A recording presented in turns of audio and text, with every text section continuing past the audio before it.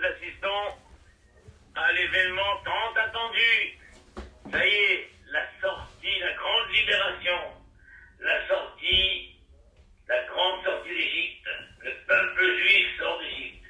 Vaïhi, Béchala, Pharaon, et Aram. Ce fut lorsque Pharaon a laissé accompagner le peuple. Accompagner.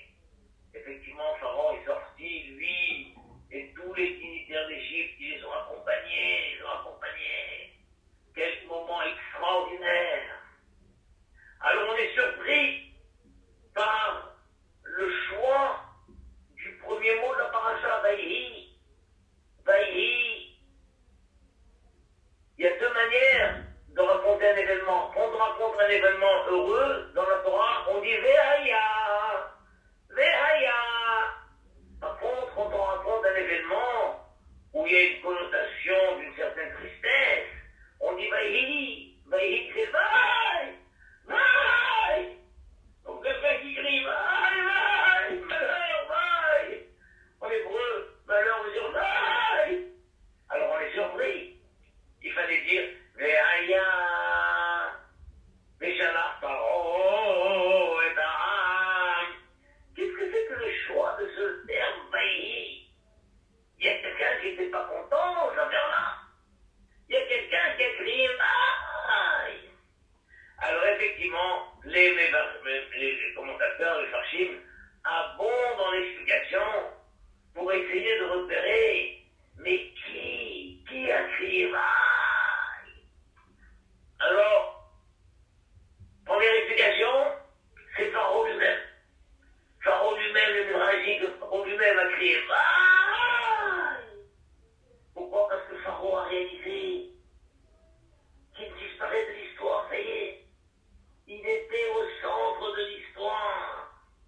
La grande histoire, avec le H majuscule. C'est pas l'histoire des Chinois.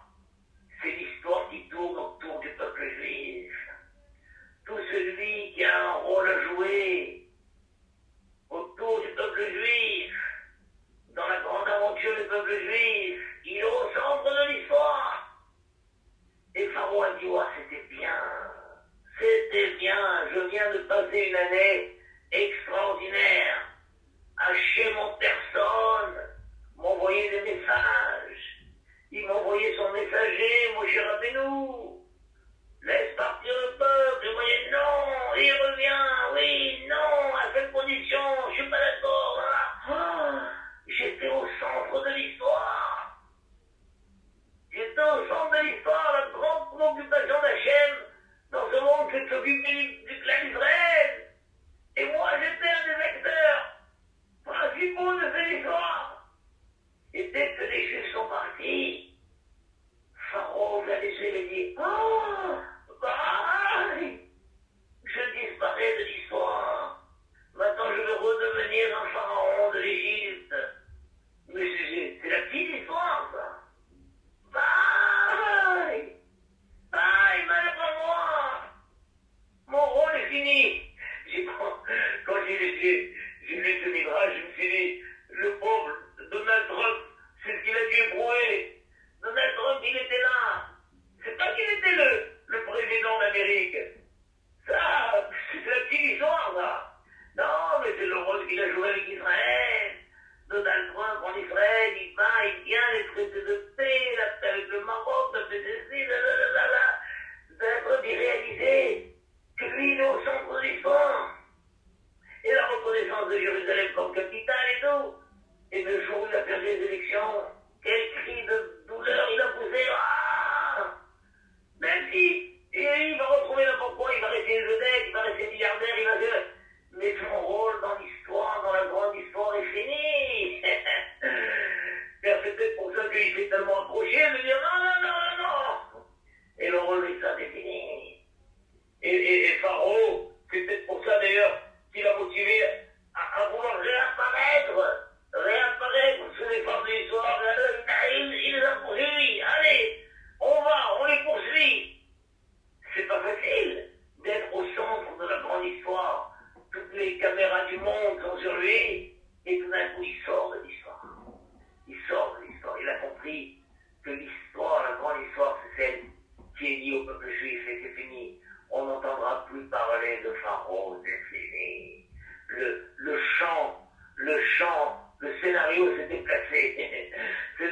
mais c'est d'ailleurs que ça se passe. Donc ça, c'est un chat. Ce baby, bye, c'est Pharaon qui l'a poussé. Un autre chat aussi, toujours dit c'est Pharaon.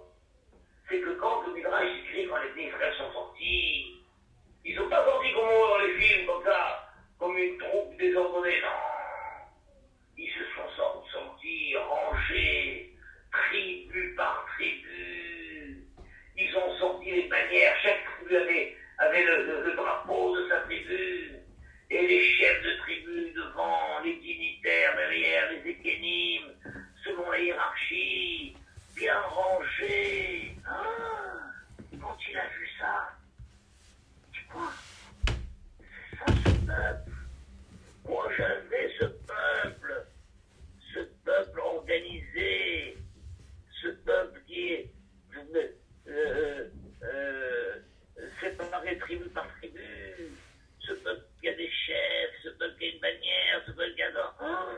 Le Midrash dit, c'est pour quelqu'un qui avait un stock, un vieux stock de troncs de bois qui était là dans un coin de sa cour et il n'en faisait rien du tout. Un jour, un ami passe et lui dit, mais qu'est-ce que tu fais de ces troncs de bois là qui sont là? C'est dommage. Je lui dis, bon, que j'en fasse, rien à faire. Tu me les cèdes? Oh, mais tu peux les prendre. Tu peux les prendre. L'autre amène des camions et tout, et il charge tous ces troncs de bois qui sont là, il les emmène chez lui. Quelques mois plus tard, le propriétaire des troncs reçoit une invitation. Cher ami, tu es invité à l'inauguration de l'exposition de meubles que j'ai fait avec tes troncs de bois. Ah bon, qu'est-ce que c'est que ça? Il arrive, et il voit des meubles parfaits, rangés, bien présentés. Et il dit voilà ce que j'ai fait des troncs qui dormaient chez toi dans la cour. Alors à ce moment-là, il pousse un cri, waouh! C'est des chants de son, il dit, tu arrives. Il dit, mais ces troncs, ils étaient chez moi. Et je n'ai rien su en faire. Je n'ai rien su en faire. Celui-ci les a pris, voilà ce qu'il en a fait.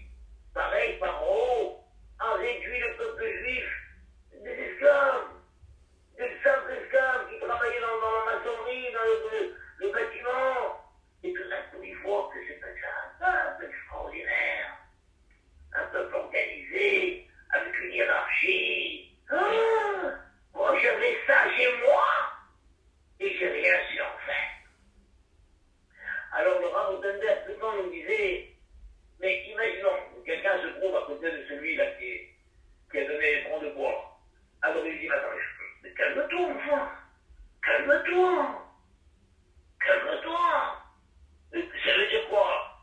Mais s'ils étaient restés chez toi, de toute façon, tu n'aurais jamais rien fait. Quand tu dis, dire que ces troncs de bois étaient chez moi, et moi j'aurais pu faire ces meubles. Mais de toute façon, tu n'aurais pas fait.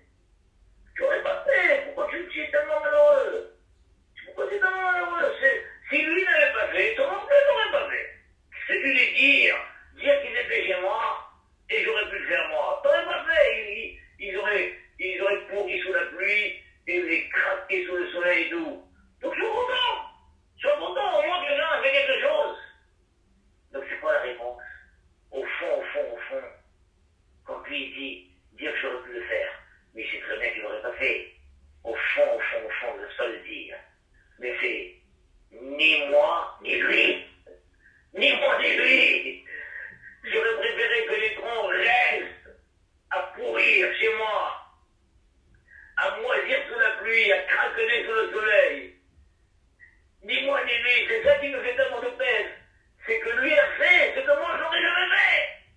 Donc c'est ça que Pharaon dit. Pharaon, soi-disant, il dit, mais si j'avais su que j'avais un peuple si élevé, je les aurais placés dans des postes plus prestigieux, j'en aurais fait quelque chose, ils auraient apporté une contribution dans le pays.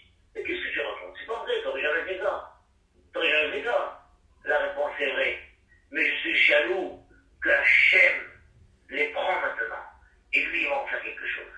Ni lui, ni moi. Ni lui, ni moi. C'est pas que Pharaon, tout d'un coup, il se dit, j'aurais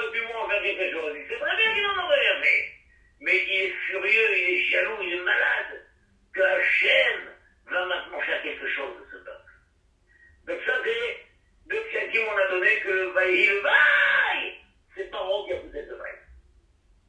D'autres expliquent que qui a poussé ce vaille, c'est Moshe Rabbeinu. Moshe Rabbeinu, parce qu'Hachem lui avait annoncé à 2 reprises déjà. La première fois, dans l'épisode du buisson, où Moshe est resté 7 jours. Il a refusé la mission. Non, pas moi, donne à mon frère. Non, 7 jours. À la fin, Hachem lui a dit, bon, tu refuses la mission. D'accord.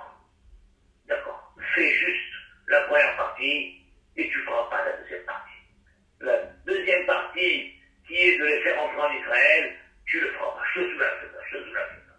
Donc il avait déjà perdu le droit de rentrer en Israël. Après, lorsqu'à la fin de la paracha de Shemot, quand après sa première intervention, Pharaon a augmenté l'esclavage. Il aurait dit, ah bon, vous parlez de liberté? Eh bien, dorénavant, on ne vous fournira plus les briques. Jusqu'à présent, on vous fournissait les briques et vous étiez chargé de la construction. Je vois que vous avez beaucoup de temps, puisque vous avez le temps de parler de liberté. Eh bien, dorénavant, vous fabriquez même les briques et vous irez ramasser le ciment, la terre et la paille et vous fabriquerez les briques et attention, le même rythme de travail. Oh, ça a été horrible. Et lorsque mon cher Rabbeinu a vu ça, il s'est plaint devant Hachem. Et il a dit, mais Hachem, la main est haute à l'âme. Pourquoi tu fais tellement de mal à ce peuple? Hachem a dit quoi? Moi je fais du mal? Comme ça tu me parles?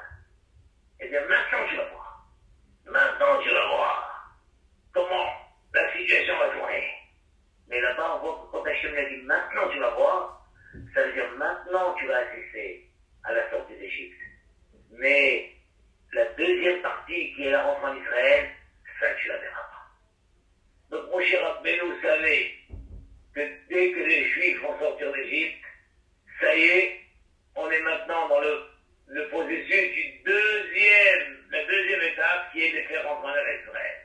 Tout le temps où il est encore en plein dans la première étape de les faire sortir d'Égypte, alors il est là, il est content, il se bat, etc.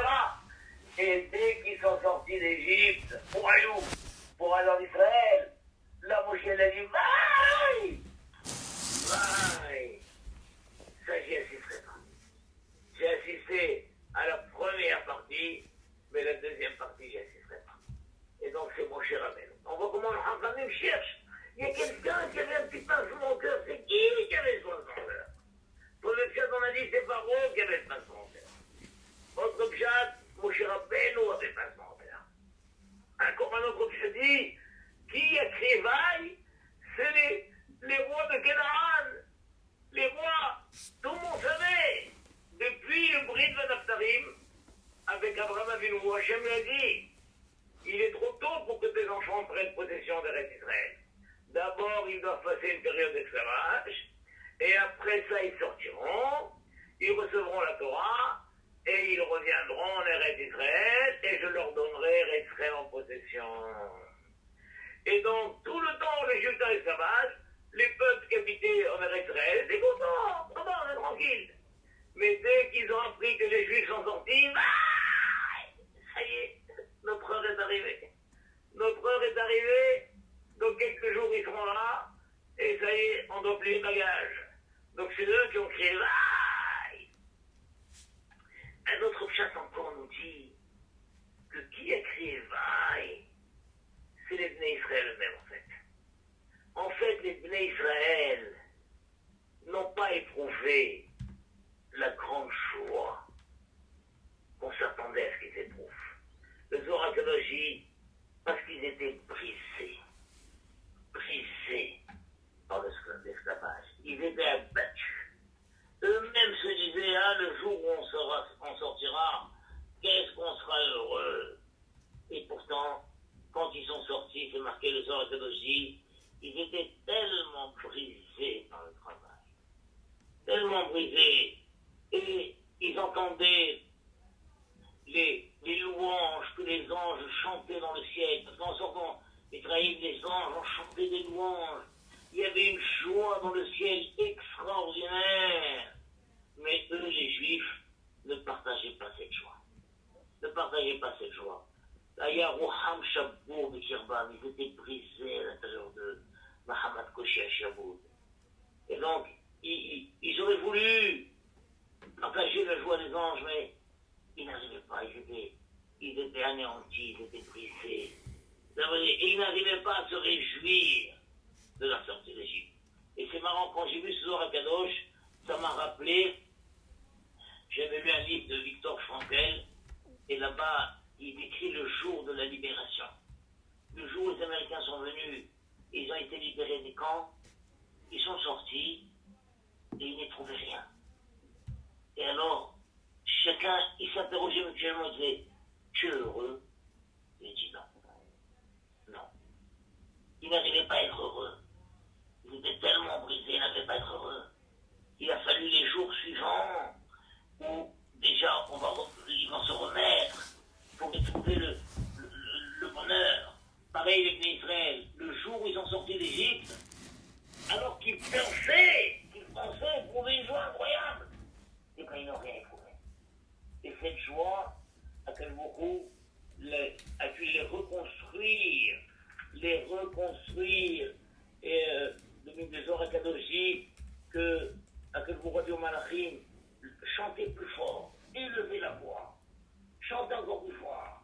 Et à quel beaucoup on leur a insufflé un nouveau souffle pour qu'ils entendent mieux les chants des Malachim.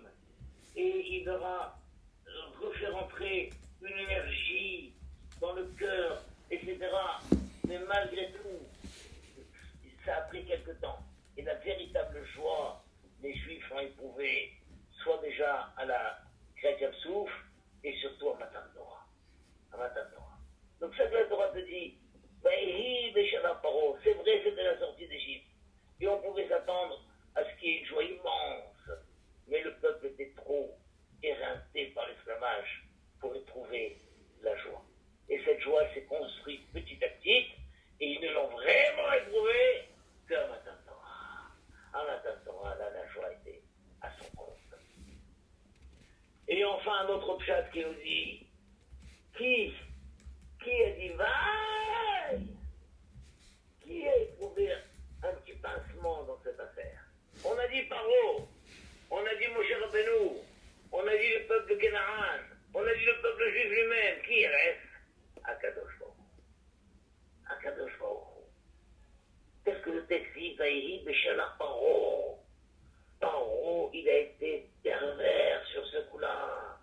Il les a accompagnés. Il a pleuré de pleurs d'émotion. Il leur a dit bye bye. N'hésitez pas à revenir. J'espère que vous ne garderez pas un mauvais souvenir de nous. Allez en bonne santé. Priez pour moi. Ne m'oubliez pas. Et tous les dignitaires d'Égypte leur ont dit oh là là, bye bye, bonne chance, etc. Et les Juifs, tout d'un coup, ont oublié qu'ils étaient ce pharaon. Et ils se sont dit tous mutuellement, il est sympa. Il est sympa, Pharaon, quand même. Il est quand même sympa. Ah, il nous laisse partir. Ah, ben il est ému même. Et il nous accompagne. Et il nous fait des déchets de la main. Et il nous dit bisous, bisous, bisous, bisous, bisous. Il est quand même sympa, Pharaon. Ah, il est sympa de nous avoir laissé sortir. Et tout le monde a oublié. Mais c'est qui les a fait sortir? C'est Hachem. Ils ont oublié Hachem. Ils ont oublié Hachem. Alors, cette on dit, vaïe, Béchalach Paro, mesdames. Ce fut lorsque Paro accompagnait le peuple, il l'a accompagné. Il l'a accompagné jusqu'à la sortie du pays. Il l'a accompagné, il leur a lancé des chewing-gums, il leur a lancé des cigarettes, je sais pas qui c'est. Et puis ils l'ont oublié, mais c'est Hachem. Ils ont oublié que c'est Hachem. Alors Hachem, il a dit, vaïe. Ils m'ont oublié déjà. Ils m'ont déjà oublié. Bye. Et ça, c'est le grand piège des Juifs à travers toute l'histoire. Toute l'histoire. Bien sûr, quand la guerre s'est finie, les Américains sont venus. Et ils ont lancé des chevaux.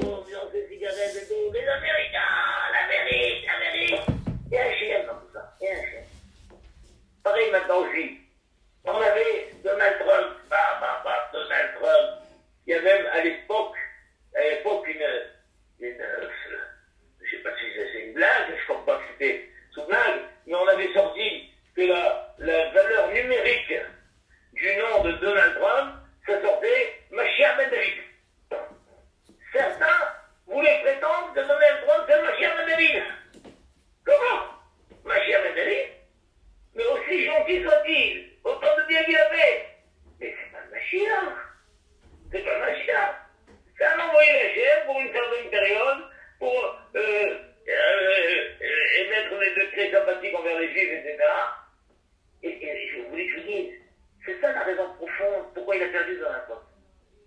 Pourquoi il a perdu 100 parties pour les capins? Pourquoi il a perdu? Il a fait tellement bien pour les jeux et tout. Parce que c'était trop.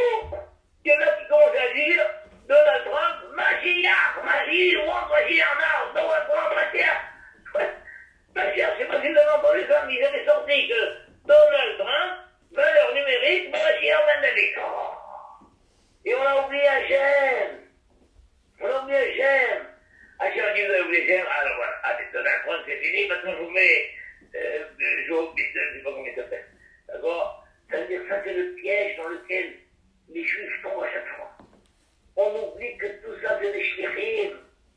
Et celui, le vrai bienfaiteur, c'est Hachem. Le vrai bienfaiteur, c'est Hachem. C'est Hachem. Comme maintenant, Hachem envoie le virus, Hachem il envoie le vaccin. Hachem là. Mais les gens disent non, c'est lui qui a envoyé, les Chinois ont envoyé le virus, les médecins ils ont envoyé le vaccin, et Hachem il envoie tout ça. Chaque fois qu'on oublie que c'est Hachem, alors Hachem il dit bye, bye, Hachem le douleur. Donc comment c'est extraordinaire. Voilà, il y a la fête, il y a la joie, mais il faut repérer dans cette fête, dans cette grande joie, dans ce coin, il y a un qui a un pas son cœur. Dans l'autre coin, il y a un autre qui a un pas son cœur. Et là-bas, il y a un autre qui a pas son cœur. Alors, il faut repérer, il n'y a aucune joie où il n'y a pas quelqu'un qui éprouve un joie au cœur. La vraie joie, la finale, c'est vraiment Biata Mashiach.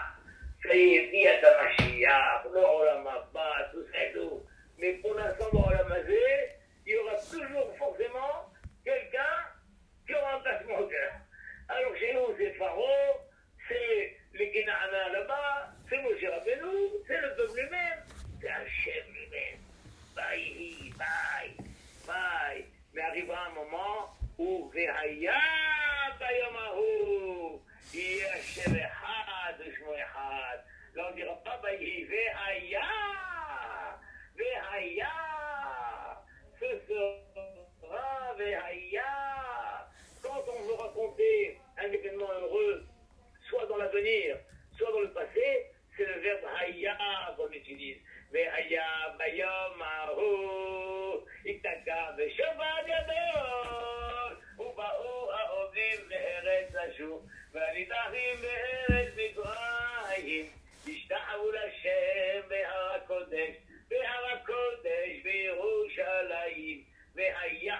Voilà, Be'ezrat Hashem, nous traversons encore une période de Vaïhi, où il y a quelque part encore une connotation de tristesse, de plainte, mais nous approchons sûrement, lentement et peut-être même rapidement, mais sûrement, vers la période où ce sera Vehaya.